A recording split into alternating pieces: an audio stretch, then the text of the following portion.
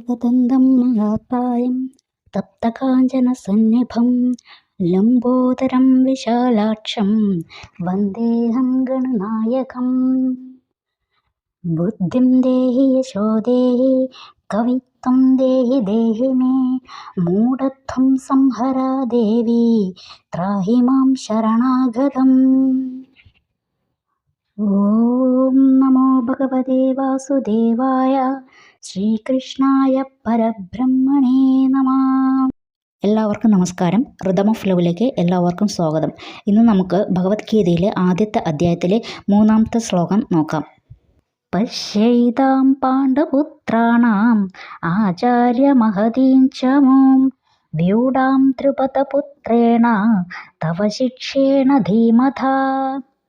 ആചാര്യ ഗുരുനാഥ, തവ അങ്ങയുടെ, ശിക്ഷേണ ശിക്ഷനായ, ധീമത ബുദ്ധിമാനായ, ദ്രുപദപുത്രേണ ദ്രുപദപുത്രനാൽ, വ്യൂഢാം വ്യൂഹീകരിക്കപ്പെട്ട അല്ലെങ്കിൽ തയ്യാറാക്കി നിർത്തിയിട്ടുള്ള, മഹതീം മഹത്തായ, പാണ്ഡുപുത്രാണാം പാണ്ഡുപുത്രരുടെ, ചമും ഈ സേനയെ, പശ്യേത കാണുക.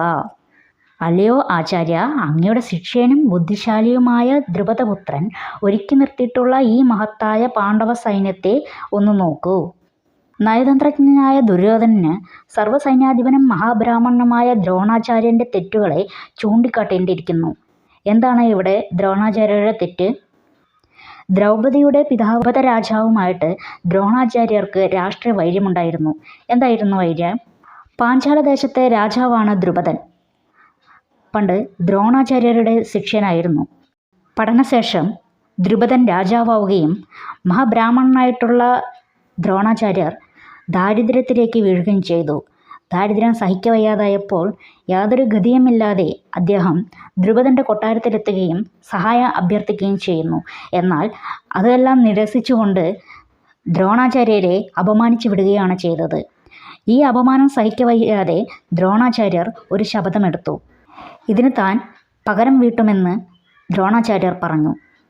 അസ്ത്രശസ്ത്രവിദ്യകളേമനായിരുന്നു ദ്രോണാചാര്യർ. തൻ്റെ ഈ യോഗ്യത ഭീഷ്മാചാര്യരുടെ മുന്നിൽ പ്രകടിപ്പിക്കുകയും തുടർന്ന് ഭീഷ്മാചാര്യർ അതിൽ തൃപ്തനായി തൻ്റെ പേരമക്കളായിട്ടുള്ള കൗരവരെയും പാണ്ഡവരെയും അസ്ത്രശസ്ത്രവിദ്യകൾ പഠിപ്പിക്കാനായിട്ട് നിയോഗിക്കുകയും ചെയ്യുന്നു. പാണ്ഡവരെയും കൗരവരെയും അസ്ത്രശസ്ത്രവിദ്യകൾ പഠിപ്പിച്ചതിന് ശേഷം ദ്രോണാചാര്യർ ഗുരുദക്ഷിണ ചോദിക്കുന്നു. ഗുരുദക്ഷിണയായി തനിക്ക് വേണ്ടത് പാഞ്ചാലദേശത്തെ ദ്രുപദനെയാ പിടിച്ചു കെട്ടിക്കൊണ്ട് തൻ്റെ മുന്നിലേക്ക് എത്തിക്കണമെന്നായിരുന്നു. ഈ ആവശ്യം ദ്രോണാചാര്യർ ആദ്യം കൗരവരോടാണ് പറഞ്ഞത്. എന്നാൽ കൗരവർ പാഞ്ചാലദേശത്തേക്ക് പോവുകയും ദ്രുപദനുമായി ഏറ്റുമുട്ടുകയും തുടർന്ന് തോറ്റു മടങ്ങേണ്ടി വരികയും ചെയ്യുന്നു. പിന്നീട് പോയത് അർജുനനാണ്. അർജുനൻ ദ്രുപദനുമായുള്ള ഏറ്റുമുട്ടലിൽ വിജയിക്കുകയും ദ്രുപദനെ പിടിച്ചുകെട്ടി തൻ്റെ ഗുരുനാഥൻ്റെ മുന്നിലേക്ക് എത്തിക്കുകയും ചെയ്യുന്നു. തോറ്റ ആളുടെ രാജ്യം മുഴുവൻ ജയിച്ച ആൾക്കുള്ളതാണ്.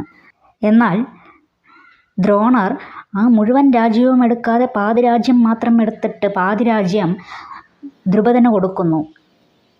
പക്ഷേ തനിക്കുണ്ടായ ഈ അപമാനത്തിൽ വിഷമിച്ച ദ്രുപദ രാജാവ് തനിക്കുണ്ടാകുന്ന പുത്രനെ കൊണ്ട് ദ്രോണരെ വധിക്കുമെന്ന് അദ്ദേഹം ശപഥം ചെയ്യുന്നു. തുടർന്ന് ഒരു യജ്ഞം അദ്ദേഹം നടത്തി.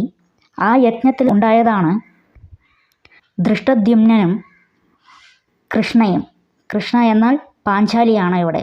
ദ്രുപദനോട് പിന്നീട് യാതൊരു തരത്തിലുള്ള വൈരാഗ്യവും ദ്രോണാചാര്യർക്ക് ഉണ്ടായിരുന്നില്ല. അതേ തുടർന്നാണ് ധൃഷ്ടദ്യുമ്നനെ തൻ്റെ ശിഷ്യനായി സ്വീകരിച്ച് സകല വിദ്യകളും പഠിപ്പിച്ചു കൊടുത്തത്. തന്നെ വധിക്കാൻ തന്നെ ഉണ്ടായ ആളാണ് എന്നറിഞ്ഞുകൊണ്ട് തന്നെയാണ് ദ്രോണാചാര്യർ എല്ലാ വിദ്യകളും ധൃഷ്ടദ്യുമ്നന് പഠിപ്പിച്ചു കൊടുക്കുന്നത്. ഇതെല്ലാം അറിയാം എന്നുള്ളത് കൊണ്ടാണ് ദുര്യോധനൻ ആ കാര്യങ്ങൾ ഒന്നുകൂടെ തൻ്റെ ഗുരുനാഥനെ ഓർമ്മിപ്പിക്കാൻ വേണ്ടി അദ്ദേഹത്തിൻ്റെ അടുത്തേക്ക് എത്തുന്നത്.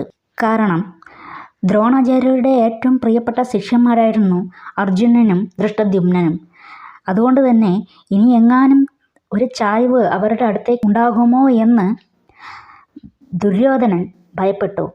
അതേ തുടർന്നാണ് ഈ കാര്യങ്ങൾ ഓർമ്മിപ്പിക്കുന്നത് ദുര്യോധനൻ. ആരോട്? ദ്രോണാചാര്യരോട്.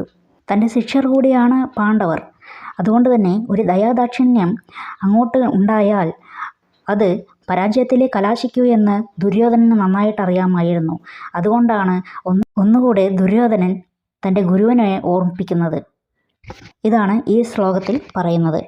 ഇനി നമുക്ക് അടുത്ത ദിവസം 4-ാമത്തെ ശ്ലോകം നോക്കാം. ഈ വീഡിയോ ഇഷ്ടപ്പെട്ടാൽ മറ്റുള്ളവരിലേക്ക് ഷെയർ ചെയ്യണം, സബ്സ്ക്രൈബ് ചെയ്യണം, ലൈക്ക് ചെയ്യണം. എല്ലാവരും ഭഗവാൻ അനുഗ്രഹിക്കട്ടെ. ഹരേ കൃഷ്ണ.